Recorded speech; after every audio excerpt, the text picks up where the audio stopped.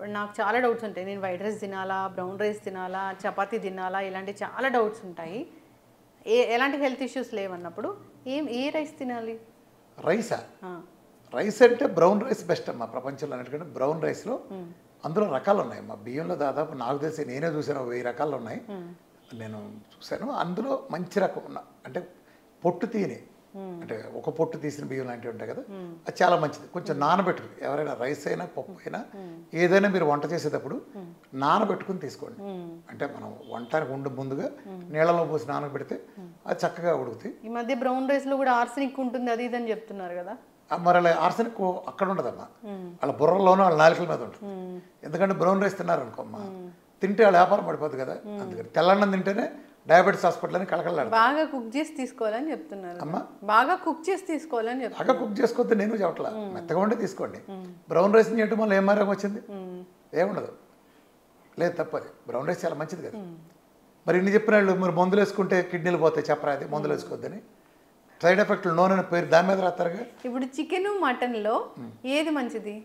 దేనికి అది మంచిది? మటన్లో ఒక రకంగా మంచిది. మటన్లో ప్రోటీన్ చాలా రిచ్ సైజెస్లో ఉంటుంది. మటన్ లివర్ ఈ ప్రపంచంలో అద్భుతంగా రక్తం పడే అత్యద్భుతమైన ఆహారం.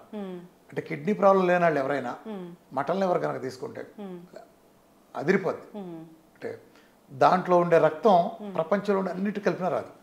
మటన్ లివర్ ఎనిమిక్ ఉన్న వాళ్ళు తీసుకోవచ్చు. మటన్ లివర్, ములగాకు, మెంతికూర, నానబెట్టిన బాదం, నానబెట్టిన వాల్నట్, చేపలు, గుడ్లు. చేపలు అంటే లైవ్ పెంచిన, మనం చెరువులో పెంచిన కాకుండా సముద్రం కానీ న్యాచురల్. అద్భుతం. చెరువులో పెంచిన చేపలు మంచివి కాదు, చెడ్డే కాదు, మంచివి కాదు. ఇప్పుడు డయాబెటీస్ ఉన్న వాళ్ళు నోరు కట్టేసుకోవాలి, అసలు తినకూడదు అని చెప్తారు కదా సార్. నా డేట్లో చికెన్ల మటలు తినచ్చుగా, సమస్త నాన్ వెజ్లు తినచ్చు, చక్కగా తినచ్చు, సూపులు తాగచ్చు, కోడిగుడ్లు ఎన్ని కావాలంటే తినచ్చు. బ్రేక్ఫాస్ట్ తినొచ్చా, లంచ్ తినొచ్చా, డిన్నర్ తినొచ్చా? అవాయిడ్ చేయాల్సింది ఏంటి? ఇవన్నీ అవాయిడ్ చేయాలి. నీకు ఆకలిసినప్పుడు తిను. ఫస్ట్ ఫ్యామిలీ అంతా ఒక చోట కూర్చొని తినే దరిద్రపు అలవాటుని, ప్రపంచాన్ని అతలాకుతలం చేసి సర్వనాశనం చేసిన ఫ్యామిలీ ఒక చోట కూర్చొని తింటే చండాలపు అలవాటుని తీసేయండి. ఎవడికి ఆకలిసినప్పుడు ఆడ తినండి. నువ్వు ఒక ఉమెన్, వర్కింగ్ ఉమెన్, లేదా ఒక హౌస్ వైఫ్ ఉంటుంది, మీ ఆయన ఒక వర్కింగ్ బిజినెస్ కావచ్చు, లేదా సమ్ జాబ్ కావచ్చు, మీ పిల్ల ఒకళ్ళు కావచ్చు, పిల్లడు ఒక పని చేస్తూ ఉండొచ్చు, వాళ్ళు స్కూల్కి వెళ్ళచ్చు, ఒకళ్ళు జాబ్కి వెళ్ళచ్చు. వీళ్ళందరికీ ఒకే టైంకి ఒకే రోజు సంగా ఆకలి ఎలా వస్తుంది? నీకు ఎవడికి ఆకలిసినప్పుడు ఆడ తినాలి. ఆకలి అయిపోతే ఎత్తేయి. ఆకలి అయితే 2 తినడం కూడా మంచిది. టైమింగ్స్ ఎవడైతే పాటిస్తాడో అక్కడ సంక్రాంతిపోతాడు. టైమింగ్స్ అంటే సిస్టమేటిక్ చేసేవాడు ఓకే. అంటే నీ సిస్టమేటిక్ పనిలో ఉంటావు, ఈ టైంకి ఆఫీస్కి వెళ్తావు, నీ క్లాక్ సెట్ చేసుకుంటే ఓకే. మిగిలిన వాళ్ళు ఎవరైనా సరే టైమింగ్ పాటించాడు వాడు సంక్రాంతి అయిపోయాడు. టైమింగ్ అంటే ఏంటి? డిసిప్లిన్ లేనట్టు టైమింగ్ ఉండదు. ఇప్పుడు నువ్వు ఆఫీసులో 4 గంటలకు 5 గంటలకు తింటా వెళ్తావు, 6 తినేస్తావు. బజ్జీనో తెప్పించారు, నువ్వు తెప్పించుకోలే, నీ కొలికి తెప్పించుకుంది, తినవే అంటే ఇచ్చింది, బజ్జీనేగా కాదని ఎందుకంటావు? పై కొంత ఆకలి కూడా ఉంటుంది, 2 బజ్జీలు తిన్నావు. ఇప్పుడు నువ్వు ఇంటికి వెళ్తావు, నీకు ఆకలి లేదు, కానీ ఫార్మాలిటీగా తింటున్నావు నువ్వు, అది నీ హాని చేస్తుంది. బజ్జీలు తిన్నావు కదా, ఆపేసి. అర్థమైందా? ఇది ఇక్కడ చేస్తావు, అక్కడ ఫార్మాలిటీ చేస్తావు. అందుకనే ఎవడికి నచ్చిన టైంలో ఆడికి ఇచ్చేయటం అన్నాను. అట్లా 2 ఇళ్ళకి వచ్చిన వాళ్ళకి మర్యాద పేరుతో మీరు స్వీట్లు వాటిలో పెట్టడం ఆపేయండి. అవును, ఈ మధ్య జిలేబీ సమోసా కూడా పెడుతున్నారు కదా, అది ఆపేయండి. మాకు పెడితే ఇప్పుడు కాఫీ ఇచ్చారు, క్యాలరీస్ అని దాని మీద పెద్ద చర్చ కూడా జరుగుతుంది. అది పెడుతున్నారు. ఇప్పుడు ఆడు తినొస్తాడు ఆల్రెడీ, నువ్వు పెడితే సస్తే కాదంట, ఇంకా పెడితే బాగుండని కూడా అనుకుంటాడు. వెళ్తే నువ్వు తింటానికి కదా కదా వచ్చింది అంటే అది హాని చేస్తుంది. అట్లనే రెస్టారెంట్లోకి వెళ్తే వదిలేటి నేర్చుకోండి. అన్నం పరమ బ్రహ్మస్వరూపం కాదు, పరమ దెయ్యం స్వరూపం. మీరు ఒక హోటల్ బిర్యానీకి వెళ్ళారు, ఆర్డర్ ఇచ్చారు, అది ఎదిరిపోయి ఉంది, 600 రూపాయలు తీసుకున్నాడు, ఎంత ఉంది, పావంత తినగానే కడుపు నిండిపోయింది, లేచిపోండి అక్కడి నుంచి. మీరు 600 గుర్తు తెచ్చుకుని ఆఖరి మెత్తుకొని నాకారు, సచ్చారు, మళ్ళీ ప్యాక్ చేయించుకొని వచ్చి మళ్ళీ రేపు పొద్దున్నే అయిపోద్ది. రేపు ప్యాక్ చేయించుకుని అది పోకుండా చేశారో సచ్చారు. వదిలేయండి, వదిలేస్తే నెక్స్ట్ టైం తింటానికి ఉంటుంది. ఎప్పుడైతే ఆకలి ఆగిపోయిందో ఆపేయండి. నేను గోల్డెన్ రూల్ చెప్పాను కదా, 10 ఏళ్ల నుంచి ప్రచారం చేసుకెళ్ళాను రాష్ట్రంలో. ఆకలి వేసినప్పుడు, నిజం ఆకలి వేసినప్పుడు మాత్రమే తినండి, దొంగ ఆకలి కాదు. ఆకలి లేదు, ఆకలి తీరే వరకు తినండి, మళ్ళీ ఆకలి వేసే వరకు ఏమంటుకోమాక, అంతే. యాక్చువల్గా ఎవ్రీ హ్యూమన్, ఈవెన్ వర్కింగ్లో కూడా, నువ్వైనా నేనైనా ఎవరికైనా 2 meal is more than enough. పొద్దున పూట తినేది వీలైనంత లేట్గా తినండి, రాత్రిపూట తినేది వీలైనంత ఎర్లీగా తినండి.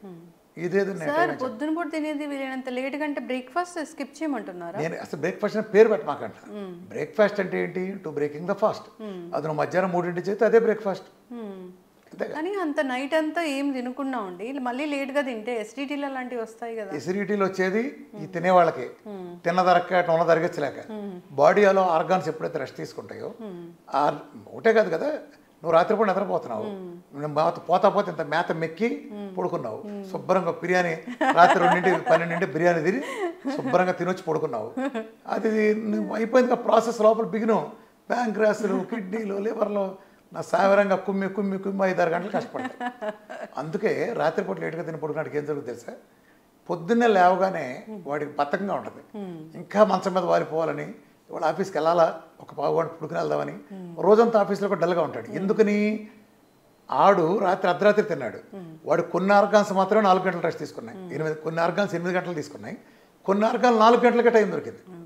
సో అదే నువ్వు ఎర్లీగా తినున్నావు, అరిగిన తర్వాత 3-4 గంటలు పడుకున్నావు అనుకో, మిగిలిన అన్ని ఆర్గాన్లు 8 గంటలు రెస్ట్ తీసుకున్నావు, 7 గంటలు సంథింగ్ వాట్ ఎవర్. అప్పుడు ప్రశాంతంగా పొద్దున్న లేస్తాడు. ఈ తేడా మీరు ఎవరైనా గమనించవచ్చు. సో మీరు మీకు ఆకలేసినప్పుడు తినండి. అమ్మ, బాబు, కొడుకు, పెళ్ళం, కొత్తగా పైన పెళ్ళం ఏం లేదు, ఎవడికి నచ్చింది తినండి, ఎవడికి నచ్చింది వాడు మితంగా తీసుకోండి, అంతే. ఇప్పుడు ఇమ్యూనిటీ లేదు, మాకు అనారోగ్య సమస్యలు వస్తున్నాయి ప్రతి సీజన్ మారినప్పుడు అంటున్నారు. అలాంటప్పుడు ఇమ్యూనిటీ పెంచుకోవాలంటే అసలు ఏం చేయాలి? ఫస్ట్ ఆయిల్ చేంజ్ చేయాలి. ఒకటి న్యాచురల్ ఆయిల్స్కి రండి, కోకోనట్ ఉత్తమం, కుదరకపోతే మిగిలిన న్యాచురల్ ఆయిల్స్కి వెళ్ళండి. 2 ఉప్పు మార్చేయండి, ప్రకృతి ఇచ్చిన ఉప్పు రండి. 3 కారం కొంపలోంచి కంప్లీట్ ఎత్తేయండి. కారం అంతా మొత్తం దాదాపు 40-70 లేయర్లు కొట్టిన పురుగు మందులు కొట్టిన అక్కడ లేయర్ గాలిలో ఆవిరైపోయింది. పండుమిరపకాయ అయితే ఆ పండుమిరపకాయని ఏమాత్రం ఎండలో పెట్టకుండా, క్లీనింగ్ లేకుండా ఇలా ప్రాసెస్ ఉంది కాబట్టి తీసేయండి. పాలు కొత్త కల్తీ పాలు ఉన్నాయి మార్కెట్లో, ప్యాకెట్ పాలలో, పాత పాలు కాదు, అసలు పాలు కూడా హ్యూమన్స్ కాదు. గేదె ఇచ్చే పాలు గేదె దూడ కోసం వస్తుంది, ఆవు ఇచ్చే పాలు ఆవు దూడ కోసం వస్తుంది. మన తల్లి ఇచ్చిన పాలే పాలు. మిల్క్ ఈజ్ నాట్ ఫర్ మమాల్స్, మమాల్లో మనకుండే వాళ్ళు కాదు, ఎవరి తల్లి వాళ్ళకి ఇస్తుంది. ఆ వీనింగ్ పీరియడ్ వరకు తాగటమే, ఆ తర్వాత పాలు అనేవి మనిషికి జస్ట్ ఓ టేస్ట్కో దేనికో తప్ప ఎలాంటి ఉపయోగం లేవు. గేదె పాలు ఇచ్చేది గేదె దూడ కోసం, అర్థమైందా? మనిషి పాలు మనిషి కోసం. సో పాలు లేదు, పాల పదార్థాలు అద్భుతమైన, పాలు కాదు పాల పదార్థాలు మంచివి. ఇప్పుడు పచ్చి కొబ్బరికాయ కంటే కొబ్బరి నూనె ఎగిలాక ఎంత ఔషధంగా మారుతుంది, అది ఔషధంగా మారటానికి ప్రాసెస్లు ఉంటాయి కదా, ఆ ప్రాసెస్ని బట్టి మారుతుంది. అలాగే పాల కంటే పాల పదార్థాలు అద్భుతమైన, అది తీసుకోండి. ఇంకో ముఖ్యమైన విషయం, ఆడాళ్ళైనా మగాళ్ళైనా, ఆడాళ్ళు అయితే రోజుకు 4.5 లీటర్ల నీళ్ళు, మగాళ్ళు అయితే 5 లీటర్ల నీళ్ళు తాగటం చేయండి. అది కూడా సిస్టమేటిక్గా, not more than 300 ml at a time. అర్థమైందా? Not more than 300 ml at a time. డైట్లో ఉంటే నేను 45 నిమిషాలకు ఒకసారి 300 ml చొప్పున 17 టైమ్స్ ఇస్తాను. డైట్లో లేకుండా నార్మల్గా, ఈవెన్ ఇప్పుడు నువ్వు డైట్లో లేవు, నువ్వు గంటకు ఒకసారి మస్ట్ అండ్ షుడ్గా 300 ml తీసుకోవాలి every 1 అవర్కి, 15 to 16 times A day. అలానే ఎండలో కూర్చుంటా. డి విటమిన్ 100 పైన ఉండేది చూసుకోండి. డి విటమిన్ విటమిన్ కాదు, డి విటమిన్ ఇస్ హార్మోన్. ఇది పక్కా కాలీఫ్లవర్, పెద్ద కుంభకోణం. వీఆర్కి ఎక్స్క్లూజివ్ డి విటమిన్ కుంభకోణం నా వీడియో చూస్తున్నాను. ఎవరికీ లేదు, భారతదేశంలో ఎవరికీ ఉండదు. ఎందుకని? వీళ్ళు సబ్బెట్టి స్నానం చేస్తారు కాబట్టి. అవునా? అవును, మనం సబ్బులెట్టి స్నానం చేస్తాం కాబట్టి సబ్బుకున్న కెమికల్ శుభ్రంగా ఉంటుంది కదా. చర్మం మనం భలే వాసన వచ్చేవరా పలానా సబ్బు వాడితే అంటాం, ఆ వాసన ఆ కెమికల్, సబ్బుకుండే కెమికల్ వాసన అది చర్మం మీద ఉంటుంది. నిజానికి చర్మం శుభ్రం కాదు. ఈ లేయర్ అడ్డం పట్టడం వలన మన శరీరం ప్రోబయోటిక్స్ అనే ప్రతి చోట ఉంటాయి. ఆ ప్రోబయోటిక్స్ ఉండబట్టే మన సూర్యుడు ఇచ్చే టైప్ బి యూరేస్ని తీసుకున్నాయంటే చర్మం పొట్టలోని స్టమకే కాదు, శరీరంలో ప్రతి చోట ఉంటాయి. చర్మకుండే ప్రోబయోటిక్స్ సవ్యంగా పనిచేయట్లే, సెబాషియస్ గ్లాండ్స్ కూడా దెబ్బతింటి వీటి వలన. అందుకని చర్మం కాంతి విహీనం అవుతుంది. సేబం కెమికల్ చర్మం కింద ఉండే సెబాషియస్ గ్లాండ్స్ ఇచ్చి ఎప్పుడైతే లేదో, ఏనాటి కారణం ఏంటంటే ఇవాళ వచ్చే కెమికల్ సోపులు, ఈ చీప్ కెమికల్ సోపులు వాడటం వలన శరీరం మొత్తం పైన లేయర్ లేకుండి డి విటమిన్ అల్ట్రా బి యూరేస్ని తీసుకోవట్లేదు. ఇప్పటికే బెంగళూరు, హైదరాబాద్, ఢిల్లీ లాంటి ఏరియాల్లో ఈ పైన పట్టిన పొల్యూషన్ కారణంగా టైప్ బి యూరేస్ కింద దాకా దిగట్లా. ఎండ వస్తుంది కానీ టైప్ బి యూరేస్ రావట్లా. అందుకే వీళ్ళు ఎవరికి డి విటమిన్ రాదు. అయితే ఈ ప్రపంచంలో డి విటమిన్ని ఆయిల్ ఫార్మాట్లో ఉండే విధంగా ఇచ్చేది నేను ఇస్తాను. అందుకే మన డైట్లో నువ్వు చూస్తే, ఇప్పుడు నేను ఒక రోజు నాకు 100 మంది నేను ఇస్తే 90% మందికి 100 దాటుతుంది 1 మంత్లోనే. ఎక్కువ మంది 10% వాళ్ళకి ఏదైనా ఇంటర్నల్ ప్రాబ్లం. ఎందుకంటే 100 ఏంటి అసలు? డి విటమిన్కి టాక్సిటీ ఏంటి? పచ్చి మోసం, అబద్ధం. డి విటమిన్ టాక్సిసిటీ అని ఎవడన్నా మాట్లాడంటే వాడు పెద్ద మోసగాడు. ప్రపంచ చరిత్రలో ఇంతవరకు డి విటమిన్ టాక్సిసిటీ అనేది లేదు.